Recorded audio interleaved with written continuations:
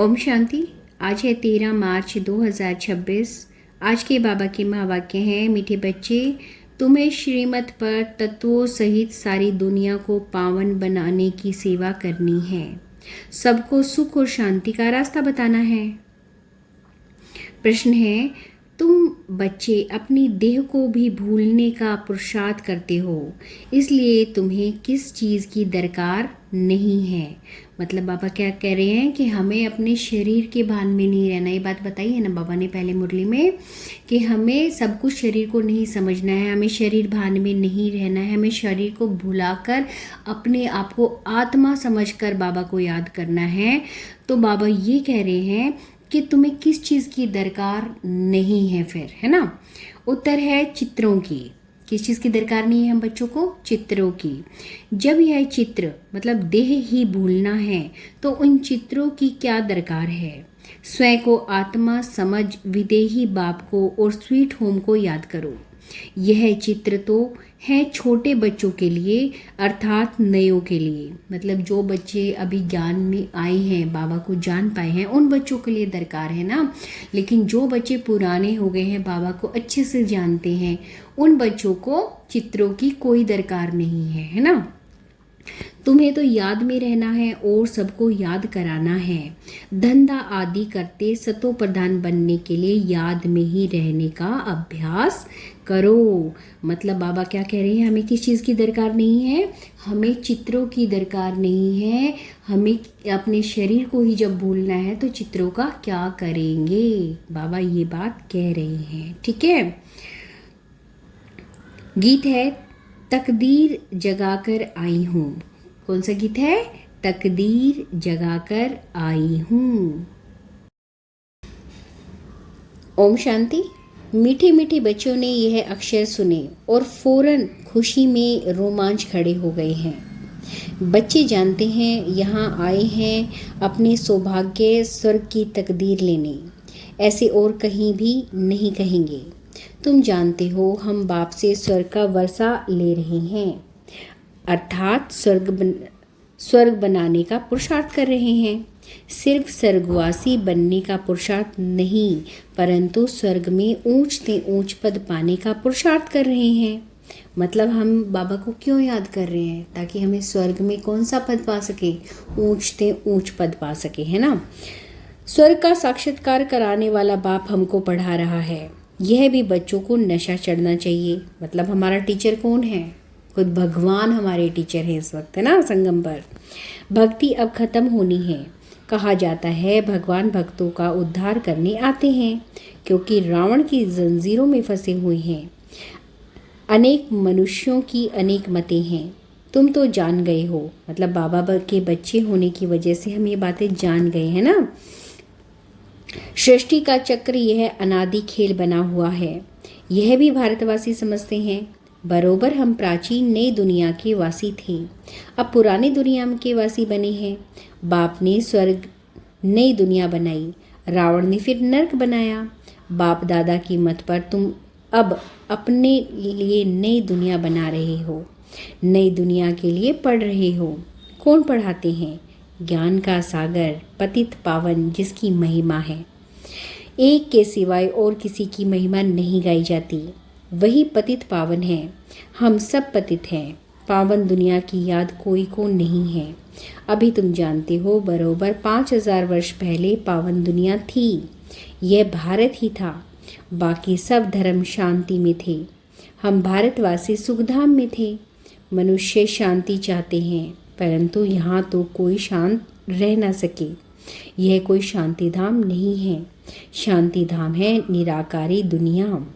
यहाँ से हम आते हैं, मतलब जहाँ से हम आते हैं वो क्या है? शांति धाम। और हम कहाँ से आते हैं? हम बाबा जहाँ रहते हैं शांति धाम में, हम वहाँ से हमारा असली घर वो है। बाकी सतयुग है सुखधाम, उसको शांति धाम नहीं कहेंगे। वहाँ तुम पवित्रता सुख शांति में रहते हो। मतलब हमारा असली घर शांति धाम है।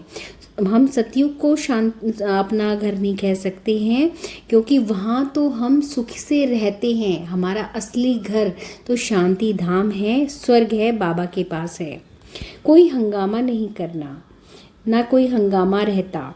घर में बच्चे झगड़ा आदि करते हैं तो उनको कहा जाता है शांत रहो, तो बाप कहते हैं तुम आत्माएं उस शांति देश की थी, अब झगड़ालू देश में आकर बैठे हो।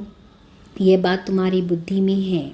तुम बाप द्वारा फिर से ऊंच से ऊंच पद पाने का पुरुषार्थ कर रहे हो। यह स्कूल कोई कम थोड़े ही है, गॉडफादर की यूनिवर्सिटी है।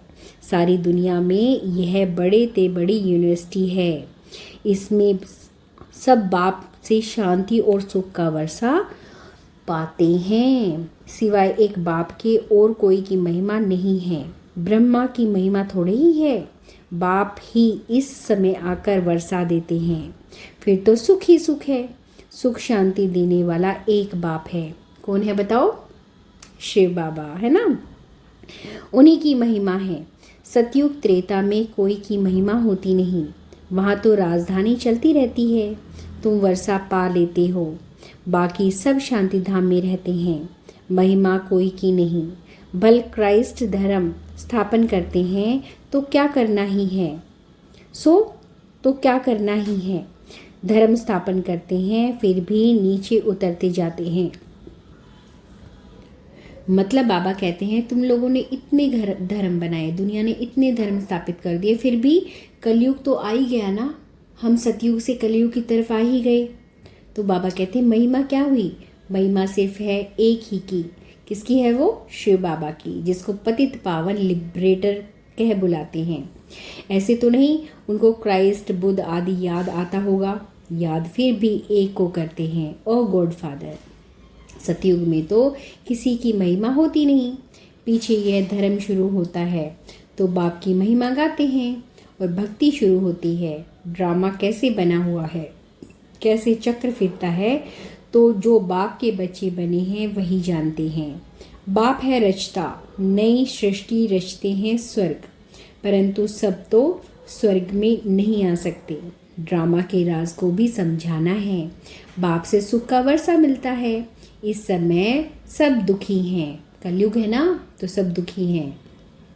सबको वापस जाना है, फिर आएंगे सुख में। मतलब हम यहाँ से कहाँ जाएंगे?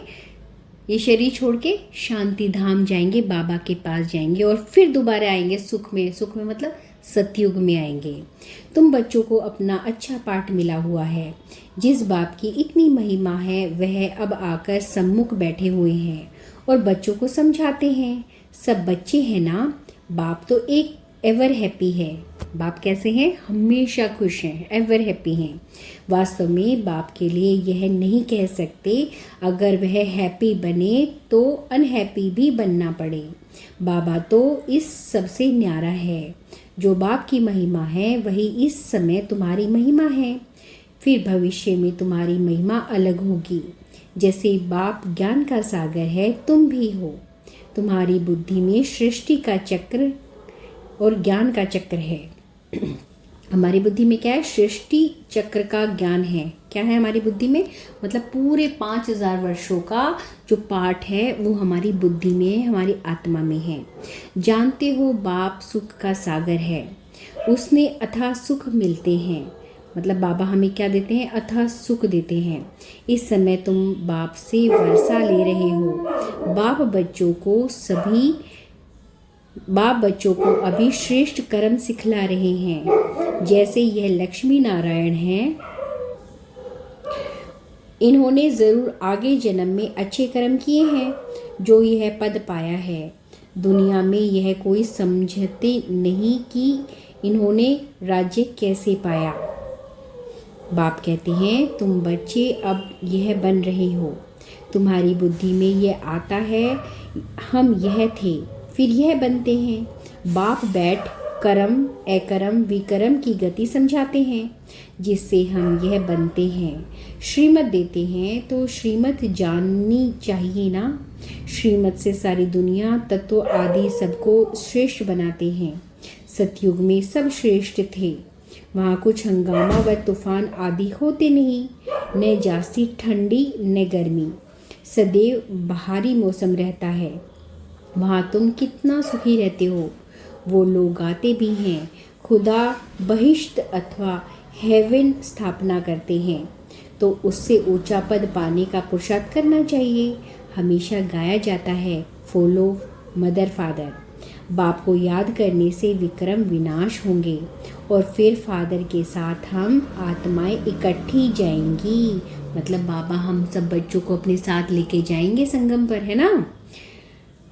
श्रीमत पर चलकर हर एक को रास्ता बताना है।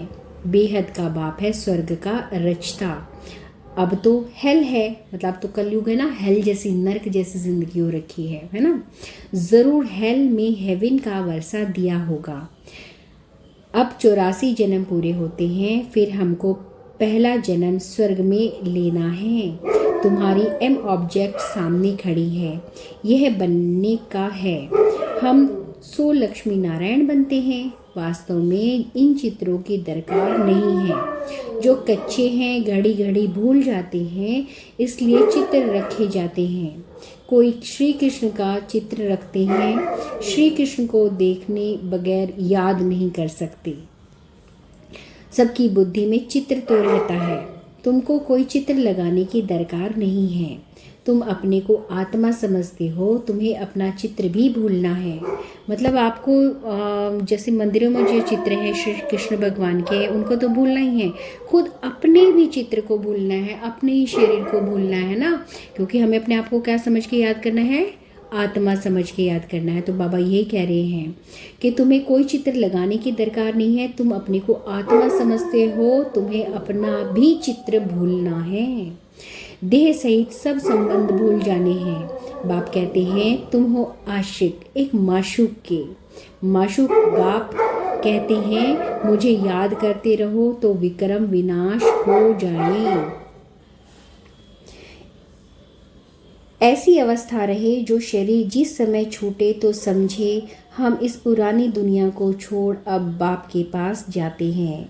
मतलब ये जब कोई मरता है या कोई जब शरीर छोड़ता तो कितना दुखी होता है। कोई शरीर नहीं छोड़ना चाहता ना, कितना प्यार होता है ना शरीर से, अभी थोड़े दिन और ज़िंदा रह लूँ, ये कर लूँ वो कर लूँ।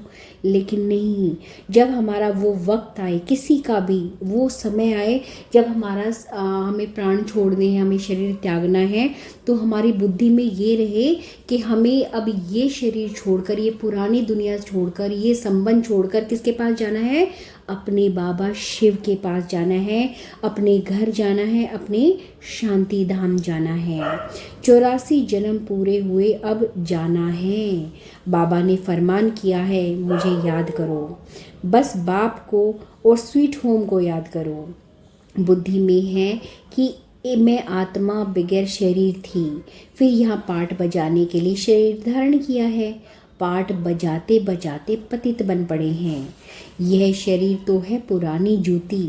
आत्मा पवित्र हो रही है, शरीर पवित्र तो यहाँ मिल ना सके। अब हम आत्माएं जाएंगे वापस घर। पहले प्रिंस प्रिंसेस बनेंगे, फिर स्वयंवर बाद लक्ष्मी नारायण बनेंगे। मनुष्य को यह पता नहीं है कि राधे कृष्ण कौन है। दोनों अलग अलग राजधानी के थे, फिर उन्हों का स्वयंवर होता है। तुम बच्चों ने ध्यान में स्वयंवर देखा है। शुरू में बहुत साक्षात्कार होते थे, क्योंकि पाकिस्तान में तुमको खुशी में रहने के लिए यह सब पाठ चलते थे। बिछाड़ी में तो है ही मारा मारी, अर्थक्वेक आदि बहुत होंगी। तुमको साक्षात्कार होते रहेंगे, हर एक को मालूम पड़ जाएगा हम कौन सा पद पाएंगे। फिर जो कम पढ़े हुए होंगे वह बहुत पछताएंगे। बाप कहेंगे तुम नहीं पढ़े, न औरों को पढ़ाया, न याद में रहते थे। याद से ही सतो प्रधान बन सकते हो। मतलब बाबा कहते हैं अब जो बच्चे अभी बाबा को याद नहीं कर रहे हैं वो बाद में पछताएंगे, क्योंकि उनको कैसा पद मिलेगा, उन्हें इतना ऊंचा पद मिल ही नहीं पाएगा।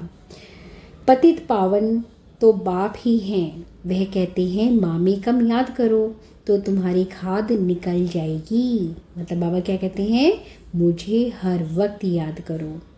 पुरुषार्थ करना है याद की यात्रा का। धंधा आदि भल करो, कर्म तो करना ही है ना। मतलब कोई भी काम करो, कोई भी कर्म करो, जो आपका पाठ दिया है भगवान ने वो करो, अपने कर्तव्य निभाओ, लेकिन याद किसको करो, बाबा को करो। कर्म तो करना ही है ना, लेकिन बाबा को याद करते हुए करना है। परंतु बुद्धि का योग वहाँ रहे। तमो प्रधान से सतो प्रधान यहाँ बनना है। गृहस्थ व्यवहार में रहते हुए तुम मुझे याद करो, तब ही तुम नई दुनिया के मालिक बनेंगे।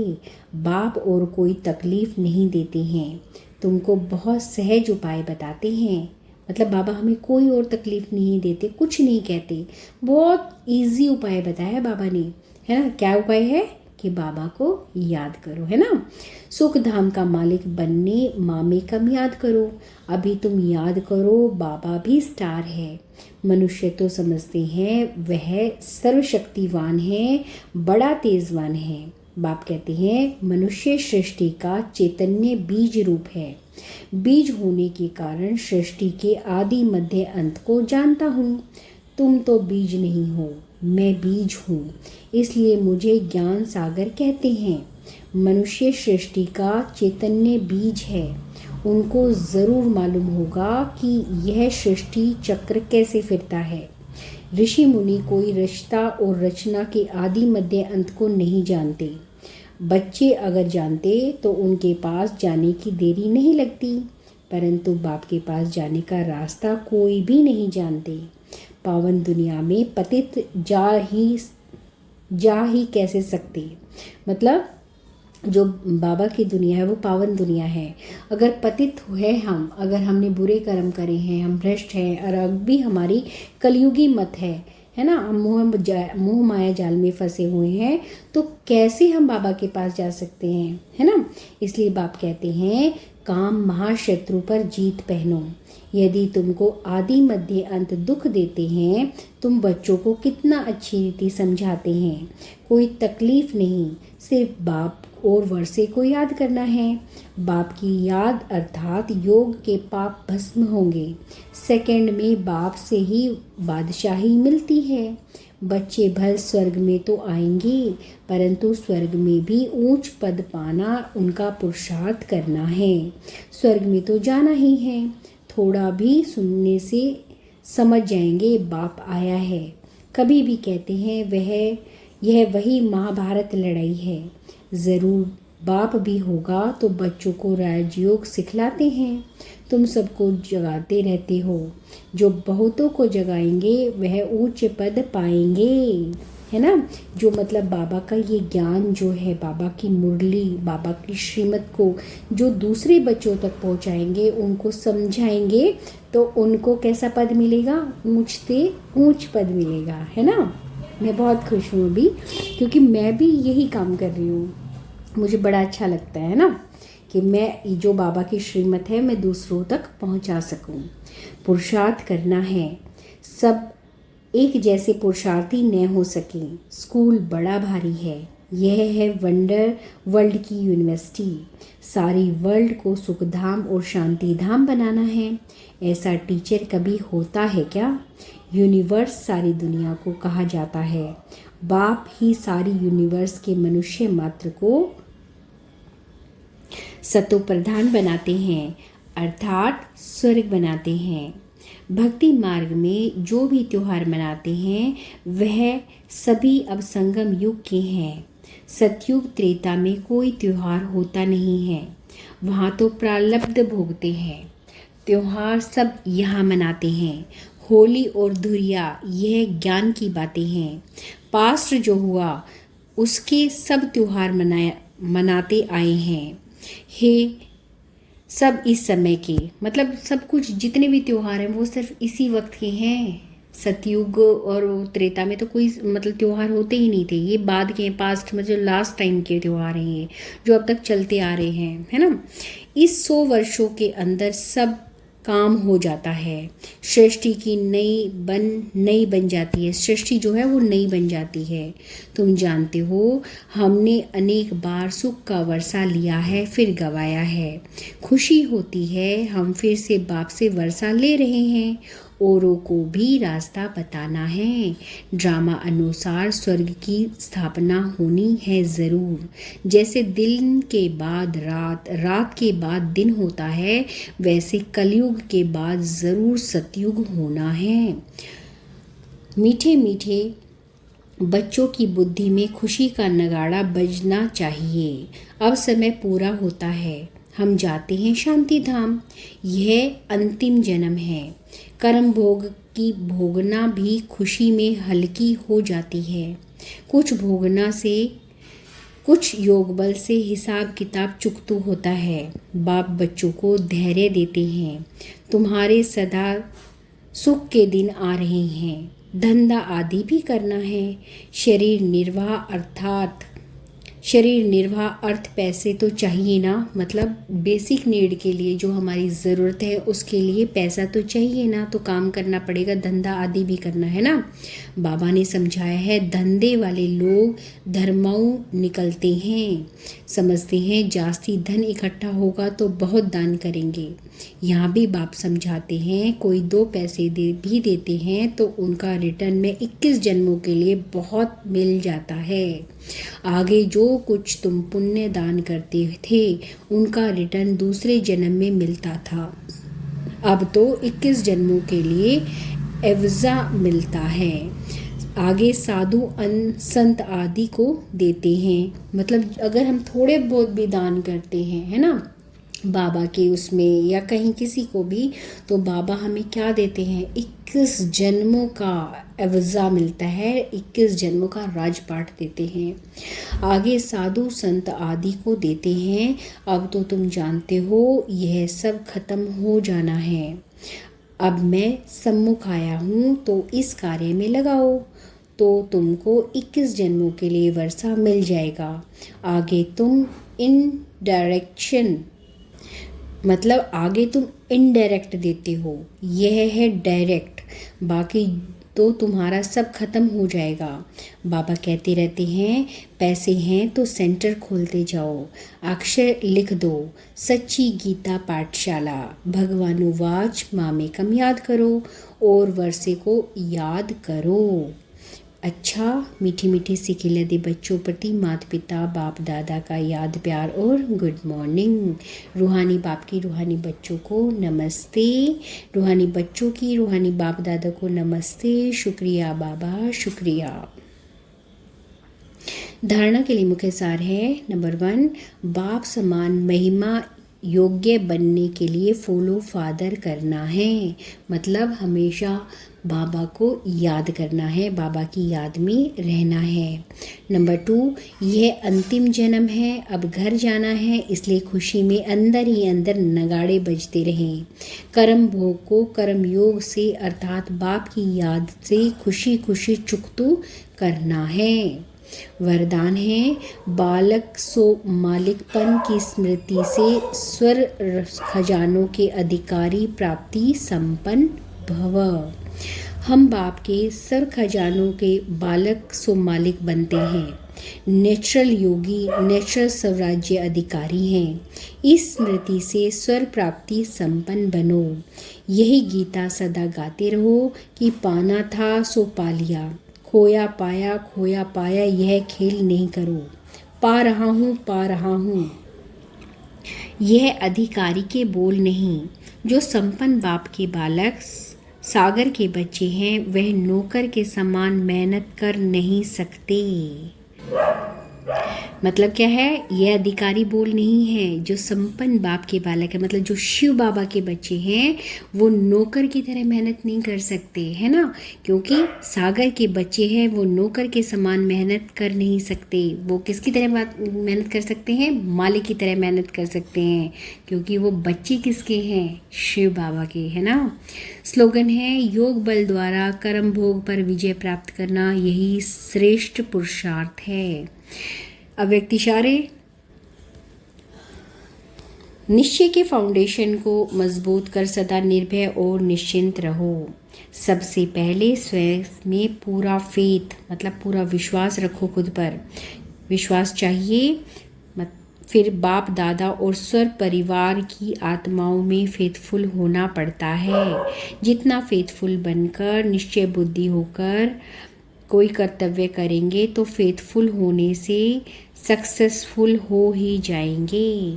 फेथफुल होने से हर कर्तव्य, हर संकल्प, हर बोल पावरफुल होगा। ओम शांति।